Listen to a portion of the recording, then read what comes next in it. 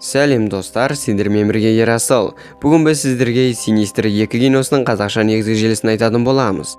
Бұл туынды 2015 жылы жарық көрді, және жаңа режиссер жұмыс жасады, және кино шығыны $10 миллион, ал табысы $54 миллион. Айтпақшы достар, сіздер Синистердің бірінші бөлімін көрмеген болсаңыздар, біздің арнада толық обзор бар, қазір барып қарап кетеміз. Екінші бөлімнің ерекшеліктері: алдыңғы бөлімде біз Багул деген бәлемен таныс болған едік, және басты кейіпкерлердің бәрі өлген еді.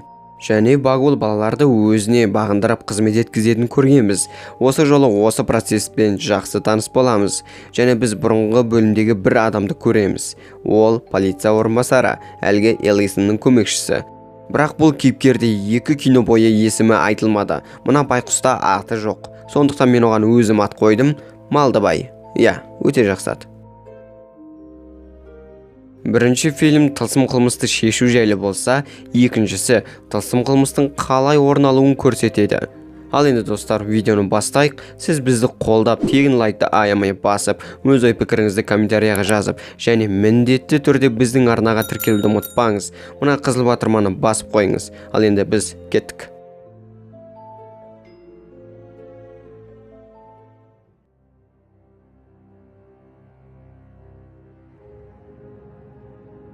Кино әдеттегідей бір отбасының өлімімен басталады, бірақ бұл жолғы өлім әлі болмаған, жай ғана Дилан деген баланың қорқынышты түсі. Бұл Дилан деген бала көптеген тылсым дүниені көреді.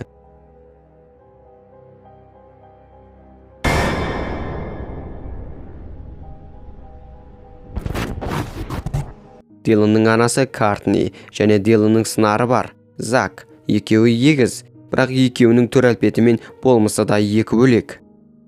Дилан мен Зак кинода ғана емес, шын өмірде де егіздер, және олар бұрыннан хоррор әлеммен жақсы таныс. Картни супермаркеттен күйеуінің шабарманын көріп балаларын ертіп қашып кетеді. Өйткені Картни мен күйеуі айырылып кеткен, және заңды тұрғыда балалары әкесіне тиесілі. Бірақ олардың әкесі адам кейпі жоқ бір ауру жәрмес. Содан Картни одан қашып, енсіз қала шетіндегі бір сұмдық қылмыс болған, ешкім жолай алмай жүрген бір үйге 2 баласымен тұрып жатыр. Және ол қылмыстың Багулға қатысы бар. Ол қылмысты біздің Малдыбай зерттеу жүр. Элисонның отбасының өлімінен кейін Малдыбай біраз тергеуге алынған. Өйткені Элисонның соңғы көрген адамы ол Малдыбай. Бірақ кінәсіз Малдыбай ақталып шықты, және жұмысынан да айырылды. Картни жиһаз шебері. Ол әлгі қылмыс болған жерде жұмысын жасайды, және ол ұлы Диланға бірдеме болып жүргенін байқайды. Диланға көптеген тылсым дүниелер көрінеді.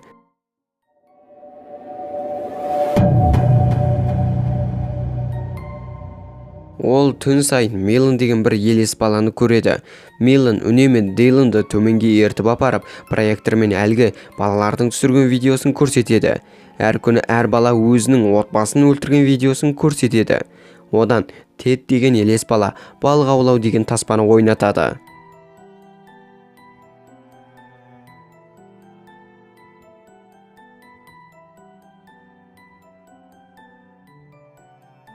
Видео басында әдеттегідей бір отбасының көңілді демалысы шығады.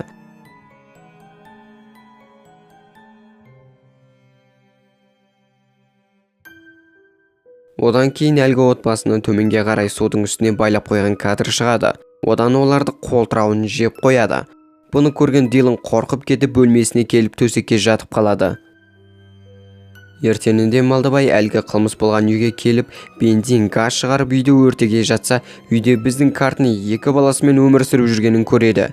Ал Картни Малдыбайда күйеуінің жіберген адам екен деп ойлап қалады. Әйте одан не керек түсінісіп, Малдыбай бұл бір тылсым дүниеден құтылайын деп бұл үйді өртемекші болдым дейді. Ал Картни менде бұдан басқа барар жер жоқ, және ешқандай тылсым дүние болған жоқ дейді. Малдыбай кешке жақын бір мотельде әлгі Картни жайлы іздеп отқанда, ноутбук қатып, істемей өз-өзінен жынданып кетеді.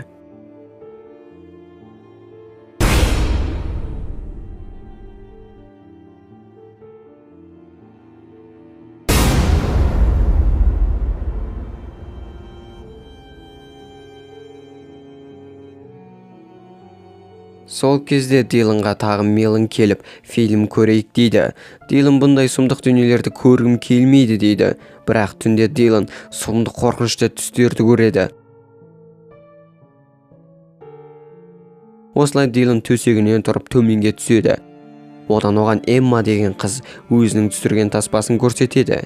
Жаңа жыл таңы деген таспада әрине басына бір отбасы шығады. Одан кейін бейне сұмдыққа ауысады. Әлгі Эмма деген қыз отбасы мүшелерін жерге қазып, жалаңаш шұңқырға салып қойыпты және олардың үстіне қар төгіп, оларды үсітіп өлтіреді.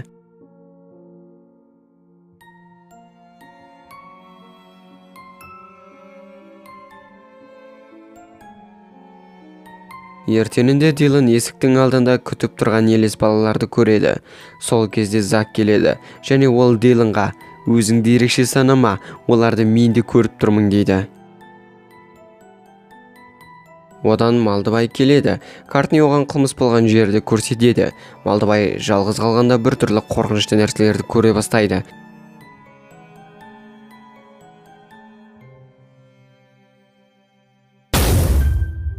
Және Багуолдың символын көреді. Сөйтіп тұрған кезде профессор Джеймстің көмекшісі қоңырау шалады. Ол профессор өлер алдында сізге бір зат қалдырып кетіп еді. Келіп көріп кетіңізші дейді. Малдыбай кетейін деп жатқанда Картнидің күйеуі жетіп келеді. Балалардың әкесінен қорқатыны сонша пұтына жіберіп қояды. Картнидің күйеуі полицейлерді ертіп келіпті. Сол кезде біздің Малдыбай бұрынғы лауазымы арқылы әлгі полицейлерді қуып жібереді. Одан Картни бұл жерден кетейін дегенде Малдыбай олай жасама дейді. Өйткені сен қашадың болсаң, сенікі заң жүзінде теріс болып қалады. Кете алмайсың дейді. Сонда Картни, онда бүгінше біздікіне қоншы. Ол кешке келсе қайтеміз дейді. Сөйтіп Малдыбай оларға жаны ашып қалады. Түнге таман Малдыбай тағы да қорқынышты нәрселерді көре бастайды. Сол кезде Картни келеді. Екеуі сыртқа шығып, екеуі ішімдік ішіп, сырларын ақтара кеңеседі.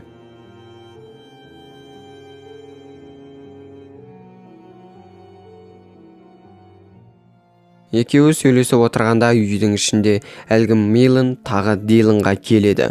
Одан Питер деген бала келіп өзінің таспасын көрсетеді.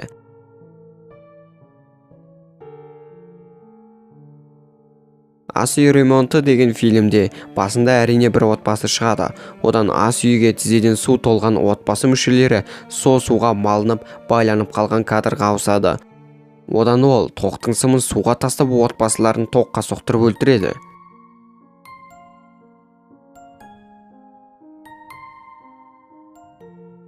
Одан Дилан шошып кетіп қалады. Дилан кеткеннен кейін Диланның сыңары Зак келеді. Зак оларға, маған неге бұны көрсетпейсіңдер?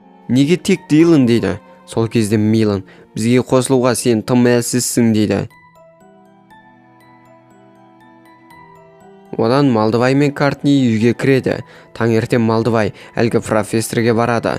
Профессор оған Багуол жайлы аңызды айтып береді. Бірақ бұл аңыз бірінші бөлімде айтылған еді. Екінші бөлімде неге қайталап айтып жатыр десеңіз, ол аңызды тек Элизон ғана білетін, ал Малдыбай білмейді. Сондықтан да болар. Сол кезде Зак Диланды сабап жатады, өйткені елес балалар оны өзінен артық санағандықтан. Кешкісін Картни Зактан, неге сен Диланды сабағансың деп сұрайды. Сол кезде Зак, Fuck you, Dylan. Fuck you too. Сол түні Дилан тағы қорқынышты түс көреді. Тағы сөйтіп ол төменге түседі. Одан Мелон өзінің таспасын көрсетемін дейді. Солайша біз осы жерде болған сұмдық қылмысты көреміз. Мелон отбасы мүшелерін ағаш еденге қол аяғын шегелеп тастайды. Темір ыдыстың ішіне еге құйрық салып, оны адамдардың ішіне төңкеріп байлап қояды. Одан ыдыстың үстіне ыстық көмірді қояды. Сол кезде ыстықтан қашу үшін еге құйрықтар адамдардың ішін кеміріп тесіп шығады. Осылай отбасы өледі.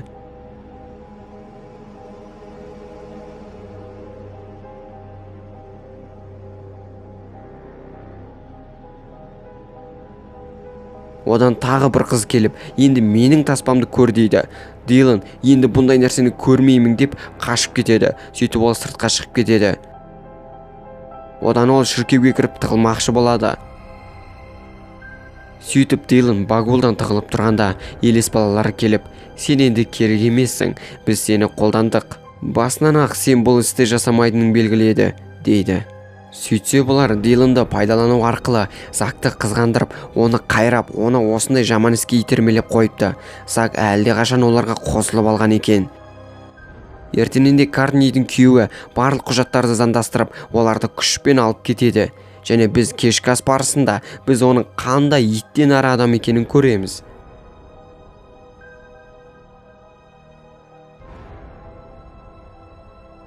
Бәрін түсінген Малдыбай олардың үйіне келеді және ескертпек болады.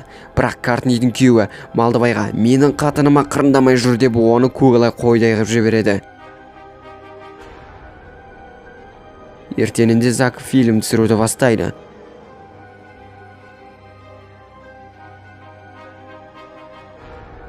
Дилан Зактың видео түсіріп тұрғанын біліп, Малдыбайға бізді құтқаршы деп SMS жазады. Түнде Зак отбасын улап ұйықтатып тастайды, сөйтіп оны ағаштарға байлап қояды. Осылай кино басында шыққан видеоны біз шынайға айлана бастағанын көреміз. Зак алғашқы болып әкесін өртеп жібереді.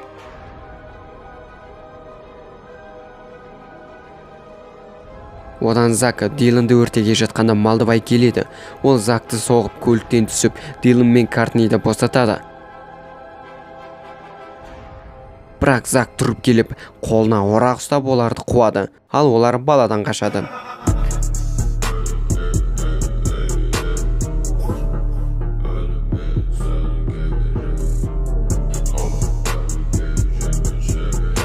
Олар үйге келіп тығылады, және сол кезде Закқа басқа елес балалар көмектеседі.